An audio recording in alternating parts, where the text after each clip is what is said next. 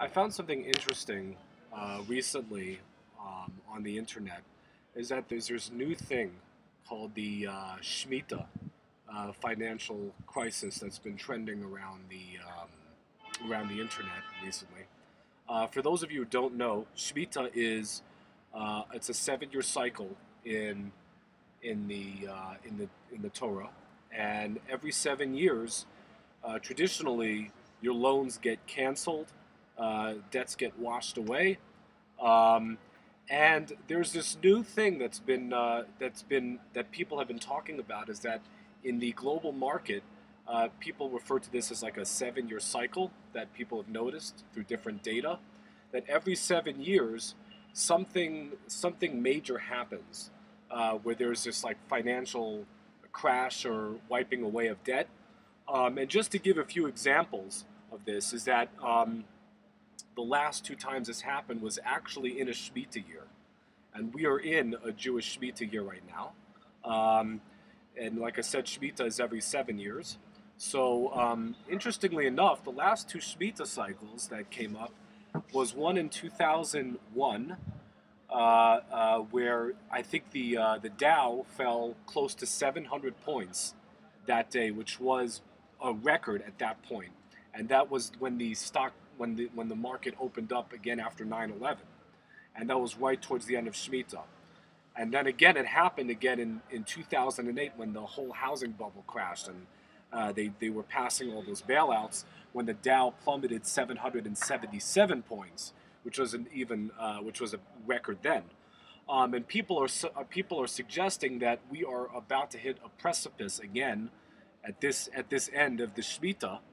And as we've already seen, the stock market has been going crazy in Shanghai, and it's hit the whole world, not just Asia, but even the U.S. It fell a lot. Of course, there was a little bit of a recovery, but people are suspecting that something's coming up now, and something is going to be much bigger. There was this guy on the internet named Jeff Berwick. He's an anarcho-capitalist, which means that he doesn't believe in government.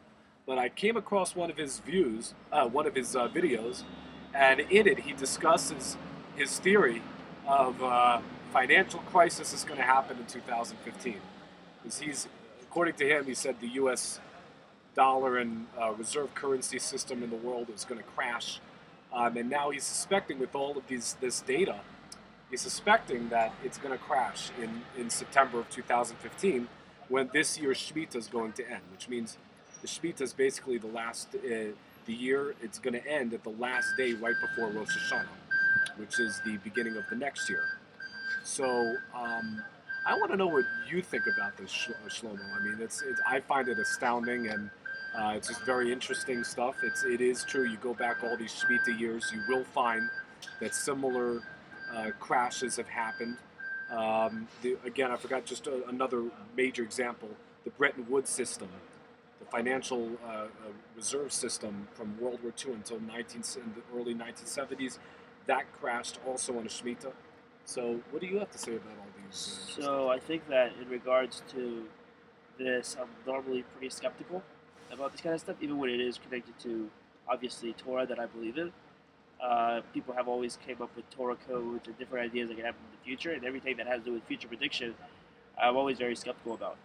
However, when I think about Greece and also what happened in China, and also with the volatile markets now, I can see how it could possibly happen. And, I'm not 100% convinced about it, but again, it'll be interesting what's going to happen after Rosh Hashanah and Yom Kippur, because those are the days that like the Shemitah year is officially over. Well, the other interesting thing to note about this year in Rosh Hashanah is that it would be a Yovel, which is a Jubilee year. Um, for those who don't know, a Jubilee year is every 50 years, which is after every 7 cycles of Shemitah. And the Jubilee is like an extra kind of, it's like a Shemitah on another level. Not only does the land remain fallow like it does every Shemitah year, but also people get their land back that they've sold in the land of Israel. They get the land back, and also all Jewish slaves go free, no matter what, even if they don't want to be free. They get released against their own will. So basically, it's like a whole, it's a whole process of reverting back to a state of liberation where you were before. And what's interesting is that in the last 2 years, we don't have Jubilee because we don't have a Sanhedrin and we don't have the process that we had. But these are would-be Jubilee years when you do the calculations going all the way back for thousands of years. The last two would-be Jubilee years. Something interesting happened related to Israel. About 100 years ago, which would be two Jubilees, would-be Jubilee years, the land of Israel was handed over to the British from the Ottoman Empire after World War I. And that actually started the process of the Jews coming back and rebuilding their country that they lost 2,000 years ago, because the British said that they were going to hold the land to be used as a Jewish homeland as a national homeland for the Jewish people. That's what they were going to reserve the Palestine Mandate for. Of course, they didn't hold on to their bargain, but that's a separate story. The next Jubilee cycle was when the state of Israel existed, and they won back lands from in Judea and Samaria and Gaza, from Egypt, Jordan, and Syria. So they won back lands that they didn't have control over. And this is the next Jubilee cycle. And interestingly enough, something I found out is that what they're going to discuss in the United Nations General Assembly, which is their 70th, 70 is a big number in Judaism, by the way. 70 connotes the 70 nations of the world, 70 languages, the 70 souls that went down to Egypt. 70 is a big number. There's 70 people, 70 members in the Sanhedrin, plus one who's the head of the Sanhedrin. It's a big number. And it's their 70th General Assembly, and they're talking about the possibility that the French are going to push forward a resolution demanding a creation of a Palestinian state, which one way or another has something related to Jewish control over the land of Israel.